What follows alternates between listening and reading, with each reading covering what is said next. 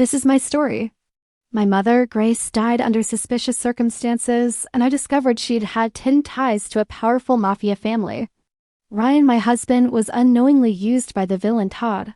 Ultimately, I uncovered the truth, reclaimed my identity, and began a new life on my own terms.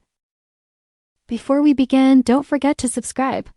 Get ready for real emotional and thrilling stories from Black adults that will keep you hooked till the end. I spoke to my mother just 2 days ago. I still remember her voice soft, tired, but steady. She told me she had gone grocery shopping, complained about the bus being late, and laughed at her own joke about forgetting her reading glasses again. There was nothing unusual in her tone. Nothing that hinted she was close to death. Nothing that warned me she was afraid, except for one thing. Before hanging up, she said quietly, "Elena, I think someone has been following me lately." I remember freezing. "Mom, what do you mean? Did someone threaten you?" She paused. "No, not exactly. Just when I leave the building or go for a walk, I feel eyes on me. But maybe I'm imagining it. I don't want to scare you." I told her I'd come visit her on the weekend. She said she'd make my favorite tea, but I never got to drink that tea because today, my phone rang at 10:27 a.m. unknown number. Hospital. Caller ID. My stomach nodded before I even answered. A calm, emotionless voice said, "Is this Elena Cruz?" "Yes. Who's calling?" "This is County Medical Center. I'm calling regarding your mother, Grace Cruz." My heart stopped. Completely. I waited for them to say she needed a test, or she slipped and hurt herself, or they needed insurance details. Anything but what came next. "I'm sorry. Your mother passed away early this morning." For a moment, I didn't breathe. "What?" I whispered. No, that can't be right. She was fine. I spoke to her 2 days ago." "There must be a mistake." "I'm afraid there isn't. The cause appears to be natural. She was alone when she was found." Alone.natural.found. Each word felt like a knife. I opened my mouth to ask 100 questions, but nothing came out. It was as if my mind had shut down to protect me from collapsing. I heard the woman continue, something about paperwork, identification, and release forms. But her voice faded into a distant buzz. When the call ended, I stood frozen in my living room, the phone still in my hand, as if waiting for the universe to reverse itself. My mother was dead. Just like that. But the worst part wasn't the grief, at least not in that moment. The worst part was the feeling that something was wrong. Very, very wrong. My mother had been scared. She felt watched. She wasn't sick. She wasn't weak. Something about this didn't feel natural at all. I should have called someone, the police, the hospital, anyone. But before I could even sit down, the front door opened. Ryan walked in. My husband. The man I thought I knew. Tall, commanding, always dressed like he was one handshake away from a promotion. He loosened his tie, kicked off his shoes, and glanced at me. "What's with the face?" he asked. "My mom." I could barely breathe. "Ryan, she's gone." He blinked once, then shrugged. "That's unfortunate. I'm sorry, I guess." Sorry, I guess. That was it. That was his entire reaction to the death of the woman who raised me, loved me, and sacrificed everything for me. I stared at him, waiting for empathy, shock, anything. But instead, he walked straight to the kitchen and opened the fridge as if nothing had happened. "Where's dinner prep?" he asked casually. I felt nauseous. "Ryan, what?" I just told you my mother died. I heard you," he interrupted. "But you do remember I invited my boss over tonight, right? Mr. Hale doesn't appreciate tune organs people. This dinner is important for my next position." My voice trembled. "Ryan, please. I can't do this right now. I need a moment. I need to go to the hospital. No." His tone snapped, sharp and cold. "You need to pull yourself together. We don't cancel on someone like Mr. Hale, especially not tonight. Ryan, my mother just died." Tears finale spilt over. "I'm barely able to stand. Elena," he said through clenched teeth. "Do not ruin this for me. For him. Not for us. Not for my emotional state. Not for my mother. For him." Something inside me cracked. Something small, fragile, and already grieving. I suddenly realized I was standing in front of a man who couldn't care less about my pain. Not today. Not ever. He didn't even look at me again. He walked out of the kitchen, adjusting the sleeves of his shirt, already thinking about wine pairings and conversation starters. Meanwhile, My world had stopped spinning, but as grief surged through me, another emotion crept in. A sharper one. Colder, more dangerous. Suspicion. My mother's sudden death. Her fear of being followed. The rushed explanation of natural causes. Ryan's unnerving lack of concern. And a strange, lingering feeling that something vital was missing. Something they weren't telling me. My grief should have drowned me. But instead, it awakened something else. A quiet voice inside me whispered, "This wasn't natural, something happened. And you're going to find out what." And that was the moment everything changed, because I no longer believed my mother simply died. I believed someone wanted her gone, and whoever that someone was. They weren't finished with me yet. I moved through the house like a ghost, doing everything Ryan demanded, polishing the glasses, setting the table, reheating the food, even though my hands were shaking so badly I almost dropped a plate. My mother's death still hung in the air like smoke, impossible to ignore, impossible to breathe through, and yet Ryan treated the evening like any normal dinner party. "Fix your hair," he muttered while adjusting his cufflinks. "Mr. Hawley values presentation. Presentation." That's all that mattered to him. I wanted to scream. I wanted to run out of this house and never come back. But grief had numbed me, and Ryan's cold pressure kept me moving mechanically. By 6:30. Everything was ready, candles lit, wine chilling, plates aligned like soldiers. The only thing missing was the version of me who could smile. At exactly 6:42 p.m. The doorbell rang. I thought it was Mr. Hay, but when I opened the door, a woman I'd never seen before stood on the doorstep. She looked about my mother's age, early 60s, with windswept gray hair and fear hiding behind her eyes. Her coat was old and wrinkled, and her hands trembled slightly as she clutched a worn leather purse. "Elena," she whispered, breathless. "You're Elena, right?" I hesitated. "Yes, who are you?" "I knew your mother," her voice cracked.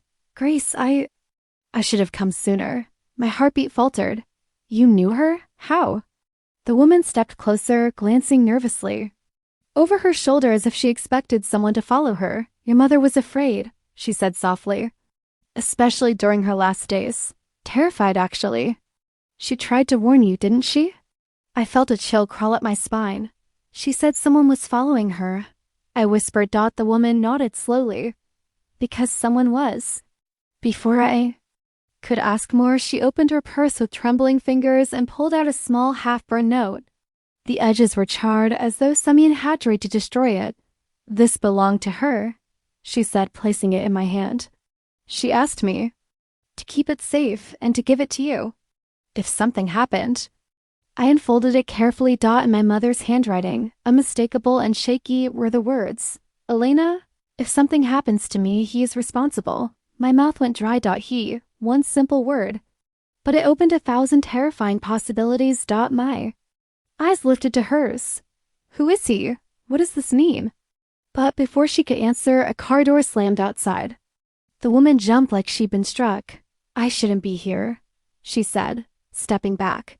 "They watch everything." "You must be careful, Elena, very careful." "Wait," I reached out to stop her, panic rising. "Tell me who did this. Who is he? Why was my mother scared?" She shook her head desperately. "I can't, not now. They'll notice. I'll find you again. Just keep that note hidden. Trust no one." And then she turned and hurried down the path, disappearing into the darkness before I could grab her arm or even remember to breathe. For a long moment, I stood frozen in the doorway, staring at the empty street. My pulse hammered in my ears. Who was she? What did she know about my mother? And who the hell was he? I felt a presence behind me. Ryan. Double quotes. What the hell was that? He snapped. Who was that woman? His face was stiff, angry, more than angry. Disturbed, I quickly hid the half-burned note in my fist. To don't know, someone who knew my mom. Ryan's jaw clenched. Well, she picked the worst possible time to show up. Our guest will be here any minute. You need to pull yourself together. He didn't ask what she wanted. He didn't ask what she said. He didn't ask if I was okay. He was only worried about the timing. And that told me everything I needed to know about where I stood in his world. As I walked back to the living room, my mind spun out of control.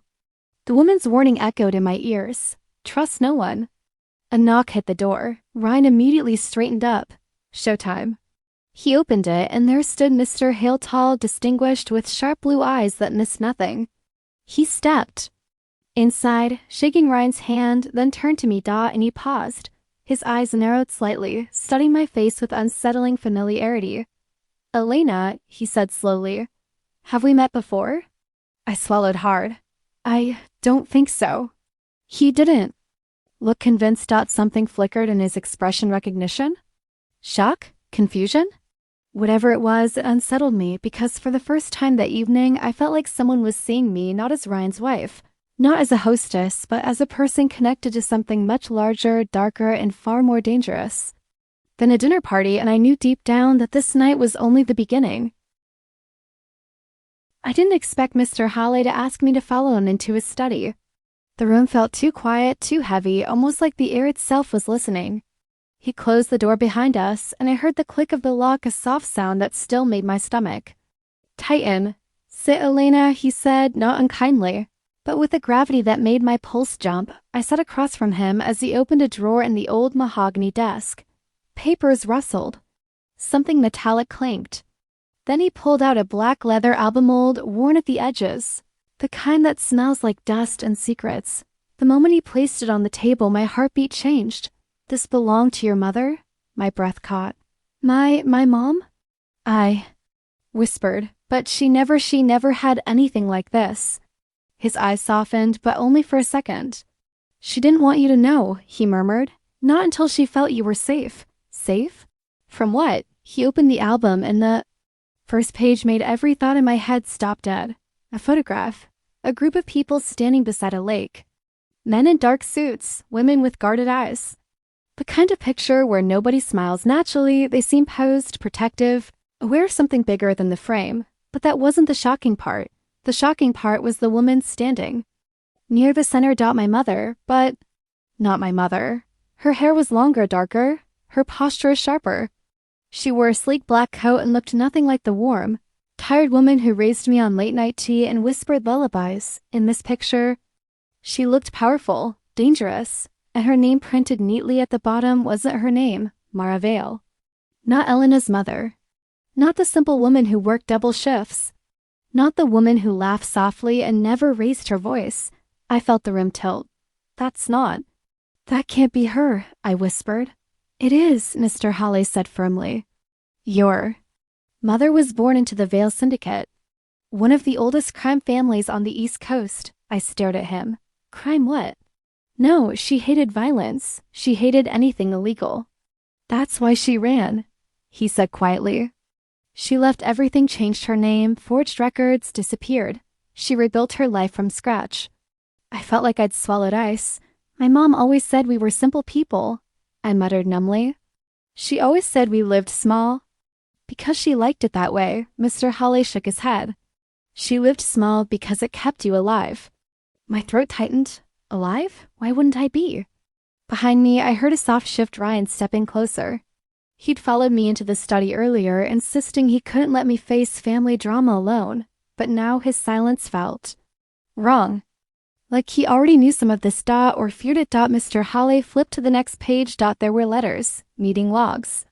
A picture of my mother entering a courthouse with a man whose face had been burned out, purposefully, and then he said something that made my blood turn cold. "Your mother contacted us last week." My head snapped up. "No, she didn't. She was visiting a friend in another state. That's what she told me." And Mr. Hale exhaled heavy and long. "She contacted Thorne, one of my oldest associates.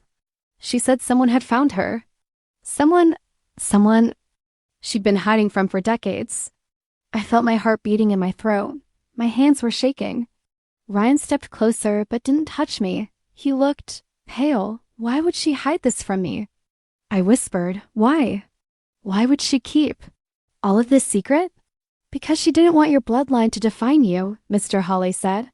"She didn't want you pulled into the Vale Syndicate, or hunted by the man who's been searching for her since the night she vanished." "The man from the note?" I breathed. The stranger's words were played. "He is responsible." "Yes," Mr. Hale confirmed. "Your mother said he was close, too." "Close, and she was right. Thorne tried to meet her, but..." He hesitated. "But what?" "She never made it." It felt like someone punched all the air out of my lungs. What are you saying? My voice cracked. My mom didn't just die. Something happened to her. There are signs of a cover-up, he said softly. Her autopsy report is missing. Her phone was wiped.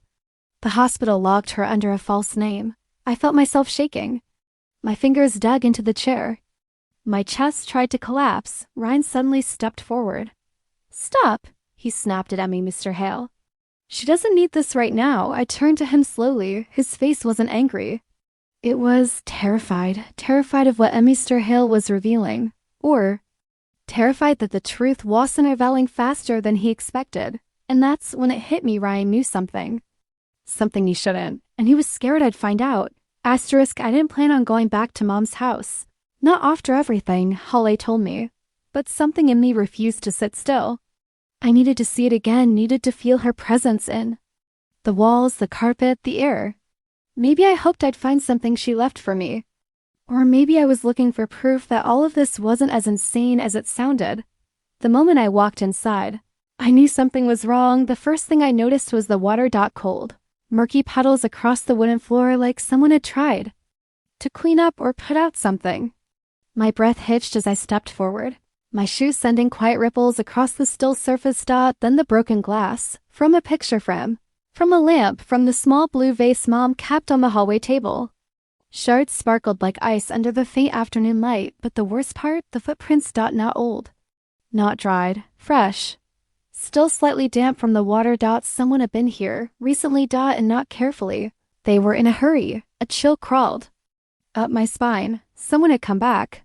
Someone was still looking for something, or for me. I reached for my phone to call the police, my hands trembling. But before I could dial, Ryan stepped in front of me, grabbing my wrist. Elena, no, he said sharply. What do you mean, no? I yanked my hand away. Someone broke into my mother's house. Someone who could be connected to her death. I said, stay out of this.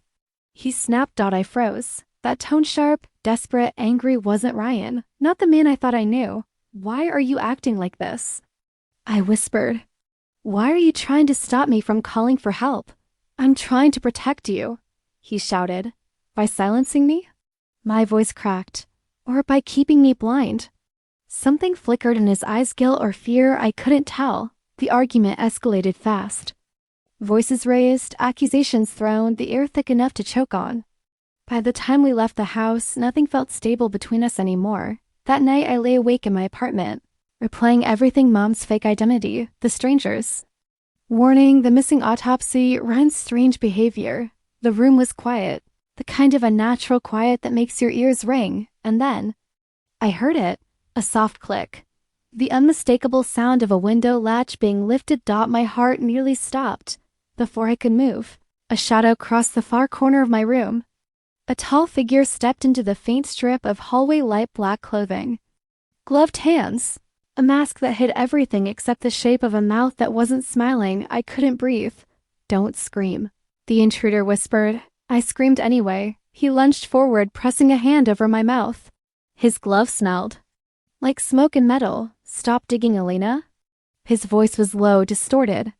Old secrets demand old sacrifices. Your mother paid her price. Don't make her death meaningless. I thrashed against him, adrenaline flooding my veins. His grip tightened. Stay out of the past, he hissed. Or the fire that took her will take you too. The moment he said fire, my stomach dropped. Fire? My mom didn't die in a fire. He pushed me back and darted toward the window. I scrambled after him, stumbling as I grabbed the frame just in time to see him disappear into the night. My scream finally broke free. Ryan burst into the room seconds later, out of breath. But instead of asking if I was okay, instead of running to hold me, he yelled, "What did you do?" My tears froze. What did I do? I choked. There was a man. He was in my room. He threatened me. Elena, stop. He snapped. You're making things worse. Why was he blaming me? Why wasn't he even looking at the open window? Before I could answer, something else hit my nose, sharp, bitter. Familiar. Smoke. Ryan smelled it too. We ran into the hall. Flames were crawling up the kitchen wall, greedy and fast, feeding on something accelerant thick. The fire alarm shrieked. Heat exploded outward, forcing us back. This wasn't an accident. I cried. Someone was here, someone started this. Ryan grabbed my arm and pulled me toward the exit. But the panic in his eyes didn't look like shock. It looked like recognition. As if he already knew this would happen. As we escaped down the stairwell, the flames roared behind us. Sirens wailed in the distance, and in the chaos, one question echoed in my mind, louder than the fire. Who set the blaze? The masked intruder? Ryan? Or someone even more dangerous from my mother's past? The morning after the fire, I sat in the police station wrapped in a thin, scratchy blanket, my hands still trembling from shock. The apartment, my home, was now a charred shell. Every piece of my life had turned to smoke. And yet, the part that frightened me most wasn't the flames. It was the unanswered questions. Someone wanted me to be silent. Someone wanted me scared. And someone didn't want the truth about my mother coming out. So I made a decision. I would dig anyway. The investigation began with a simple request. I wanted to see my mother's hospital records. But when the nurse pulled them up on her screen, her brows furrowed. Elena, are you sure this is your mother? She turned the monitor toward me. The name wasn't Grace Harper. It wasn't even close. Grace was admitted under an alias. Name I had never heard before. And the date of admission? It didn't match when they called me. She'd been checked in hours earlier, with no emergency, no explanation, no visitor logs. It felt wrong, like someone had carefully rewritten her final hours. I asked to see her medical report, but pages were missing, entire sections of the file ripped out. When the nurse tried to access the digital copies, the system showed a red error. File corrupted. Access denied. Someone had tampered with her records. Someone didn't want me to see the truth. The officer assisting me leaned forward. Elena, is there anyone who might want to alter your mother's documents? Any family issues? Financial disputes? I shook my head. No, she had nothing. We had nothing. But the officer looked uneasy. Well, I need to show you something else. He slid a folder toward me. Inside were copies of loan applications, large loans, high interest, all taken under my name. My address, my social security number. My signature, except the signature wasn't mine. For a moment, I couldn't breathe. It felt like the room tilted. Who did this? I whispered. We traced the applications back to your joint account, the officer said. The origin IP was from your apartment, and the listed co-applicant was. My heart sank. Ryan, he finished. The world went silent. I felt nauseous, betrayed, stupid for not seeing the signs. All those nights as he guarded his laptop. All the times he told me not to worry about bills. All the unexplained charges he brushed off. But before I could speak, a familiar voice echoed through the station. Elena. Ryan burst in, eyes wild, soot still smudged on his shirt from the fire. I need to talk to you. I stood, my legs unsteady. Did you take loans in my name? He flinched. Elena, listen to me. This is all a setup. I swear I didn't do any of this. A setup? I repeated, stunned. Your name is on all of it. I know. His voice cracked. But someone put it there. Someone wanted it to look like I did it. I'm being framed the same way your mom was. His fear felt real. Too real. But how could I trust him anymore? Before I could respond, another voice spoke from behind us. Elena, he's right about one thing. Someone is setting traps. I turned to Finmer. Hale stood there, a grave expression carved into his face. I swallowed hard. Mr. Halle, what do you know? He glanced at Ryan, then at me. Your mother didn't leave our family because she wanted freedom. She left because she discovered things, dangerous things about people. Who had the power to bury her alive? My pulse spiked. You mean the crime family you told me about? Mr. Halle nodded slowly. They have resurfaced. And they want something. Whether it's from you or from Ryan, I don't yet know. But tampered medical records? Fraud loans? The fire? These aren't random acts. He lowered his voice. This is a message. Ryan grabbed my arm. Elena, please, you believe me, right? I stared into his eyes. I wanted to. God, I wanted to, but there was something he still wasn't telling me. Something was locked behind the panic. The next days moved in a blur. Subpoenas, investigators. My mother's missing files, Ryan's finances. And finally, court date. The courtroom felt cold, sterile. The kind of place where truth got strangled by technicalities. Ryan's lawyer argued he was framed. The prosecutor argued the evidence was undeniable. And I sat in the middle, wondering which version of Ryan was real. At one point, Ryan looked back at me with eyes full of panic, then whispered something under his breath. "They'll come for you before they come for me."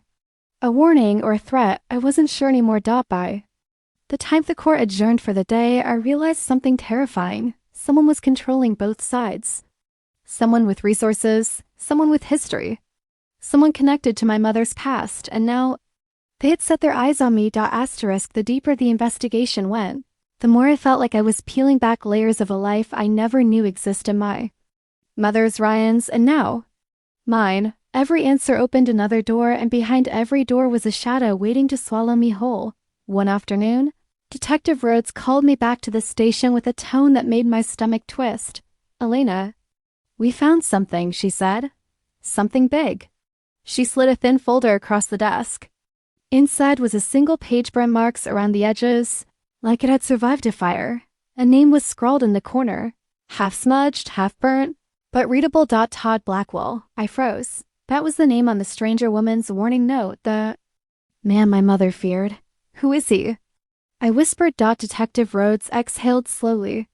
"Todd Blackwell is the current head of the Blackwell Syndicate, your mother's original family. A mafia family that split from the Hales decades ago. Your mom didn't just leave wealth behind, Elena. She escaped power, dangerous power." The words hit me like a punch.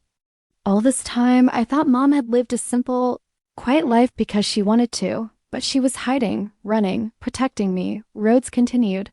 Chris tried to stay off their radar for years, but 3 months ago, Todd resurfaced, and not quietly. My heartbeat thundered in my ears. Why would he come after her now? Rhodes hesitated, then said the words that changed everything. "Because you turned 29 this year." I blinked. What does that have to do with anything?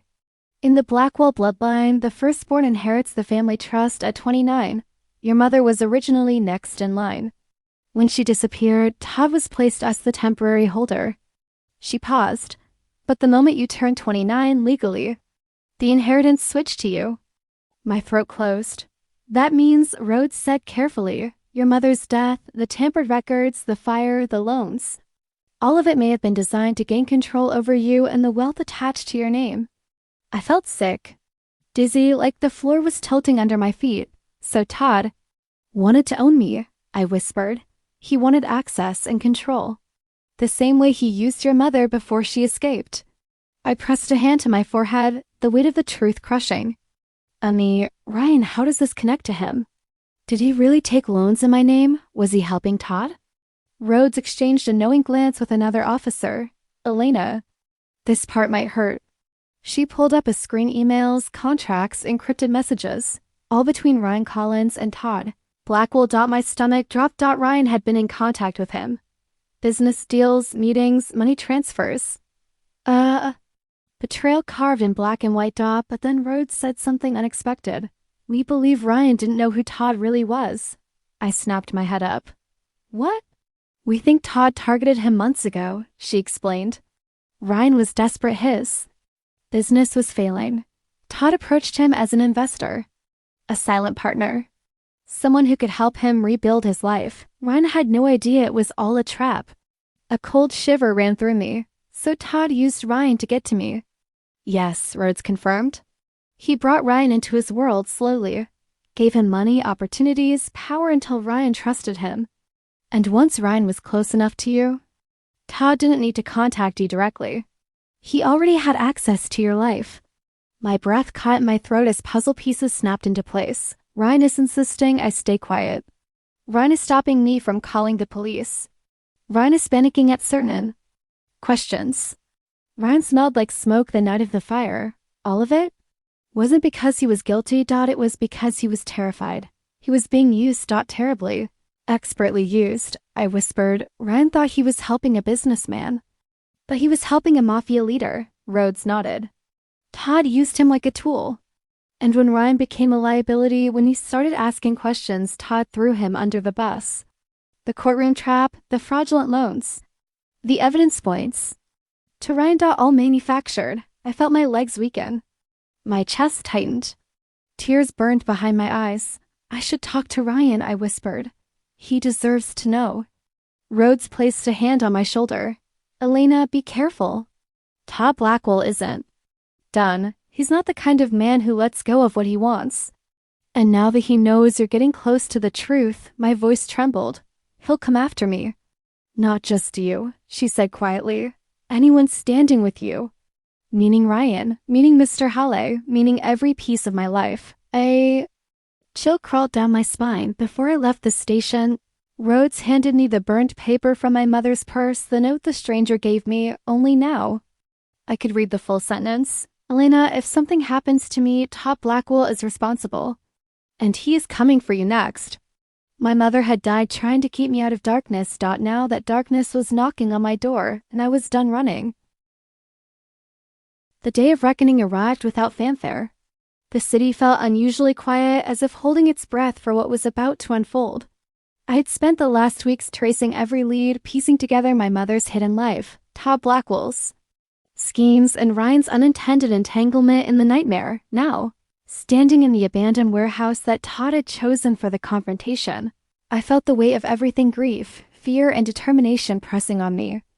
Beside me, Mr. Hale's calm presence offered reassurance.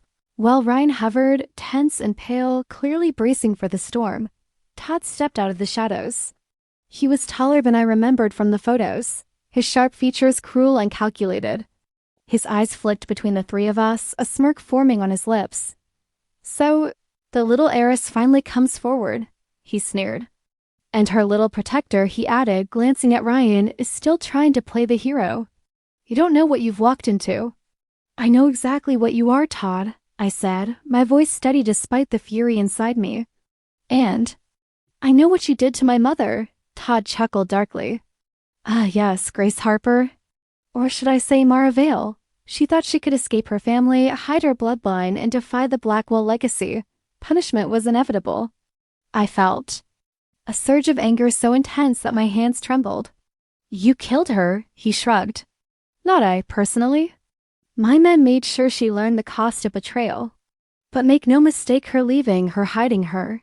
Defiance, it was her choice. She just didn't survive it. And Mr. Hale stepped forward, holding a folder thick with documents. Your time of hiding behind lies is over, Todd. Todd raised an eyebrow. And you are? Her friend, Mr. Morrell said, his voice sharp and unwavering. And someone who knows the truth. With a flick of his wrist, Mr. Morrell opened the folder, displaying financial records, surveillance photos, and emails proof of Todd's orchestration of my mother's death, the tampering of her hospital records, and the loans taken in my name. The evidence was irrefutable, laid bare in front of Todd and his men. Todd's smirk faltered. Anger and disbelief flashed across his face. You'll regret this, he hissed. I don't think so, I said, my voice rising with power I hadn't felt before. You underestimated me. My mother's story doesn't end with you. Todd turned to Ryan suddenly, fury in his eyes. And you an unwilling pawn, I presume? You think I wouldn't notice your meddling? Ryan swallowed hard, shaking. I didn't know. I never hurt her. His voice faltered. I was used, just like Elena said. Todd's hand twitched toward a concealed weapon, but before he could act, Mr. Halle spoke into his earpiece. Sirens wailed in the distance, local authorities tipped off by Mr. Hale's team, arriving to secure the warehouse. Todd's men realized their plans had crumbled. Panic erupted. Ryan exhaled shakily. Elena, I'm so sorry. I should have protected. You better. I looked at him, seeing the truth in his eyes. He hadn't killed my mother. He had been manipulated, just like I had suspected. The anger I felt toward him softened, not completely, but enough to recognize his role as another victim of Todd's cruelty. By the time the police took Todd and his men into custody, I had retrieved my mother's diaries, hidden in a secret compartment she had left behind. Pages upon pages of her thoughts, fears, and dreams opened a door to understanding who I truly was, not just the daughter she raised in safety, but a woman connected to a powerful legacy she had fought to escape. I spent the next days reading through them, reclaiming pieces of myself that had been buried under lies and manipulation. Her words reminded me that identity isn't dictated by blood, by wealth, or by the sins of others. It's forged in choices, courage, and the refusal to remain in the shadows. Ryan faced consequences for his complicity in the fraud and the threats.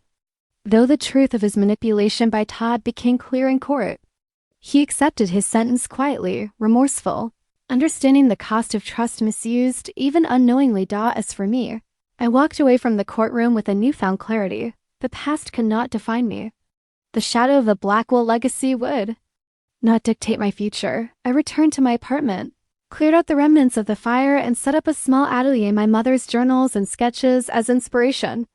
Each piece I created was a tribute, a reclaiming of the identity and life she had fought to protect. The final words of her last entry resonated with me as I hung the first completed canvas on the wall. Elena, your life is your story. Write it boldly. Let no one take your light. I smiled, feeling a weight lift from my shoulders. For the first time in years, I felt free. Standing in the soft glow of the evening sun, brush in hand, I whispered to no one in particular, I am not a shadow. I am the light of my own story, and no one can take it from me. And for the first time, it was entirely true.